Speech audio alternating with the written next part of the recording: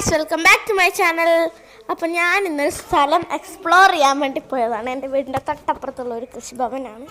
So കണ്ടില്ലേ guys, അതാണ് കൃഷിഭവൻ. ഉള്ളിലൊന്നും കയറാൻ പറ്റില്ല, ആളില്ല, ഉള്ളിൽ കയറാൻ പറ്റില്ല.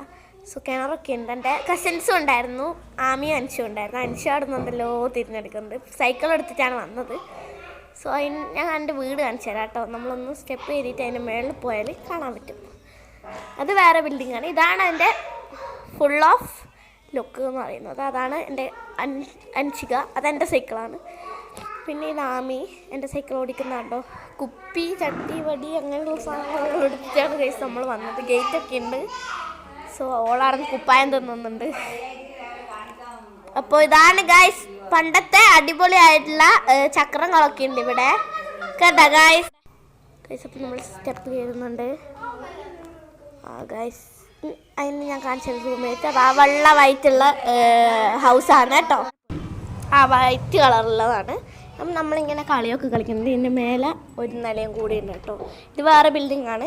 അതാ കണ്ടില്ലേ ഗൈസ്, നമ്മളുടെ തൊട്ടപ്പുറത്തുള്ളതാ അങ്ങുള്ള ആ വീട് കണ്ടോ. ഇതല്ല, ഇപ്പുറത്തല്ല, അങ്ങുള്ള ആ വീട്. അതാണ് എൻ്റെ വീട്.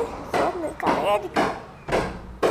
ഞാൻ പ്രതീക്ഷിക്കും നമ്മൾ വെക്കേഷന് പോയതാണ്. ഇപ്പോൾ വെക്കേഷനൊക്കെ കഴിഞ്ഞു. സോ അവർ താഴേക്ക് വരാൻ വേണ്ടി വിളിക്കുന്നത്. നമ്മൾ ഒക്കെ എടുത്ത് കളിക്കാനൊക്കെയാണ് വന്നത്.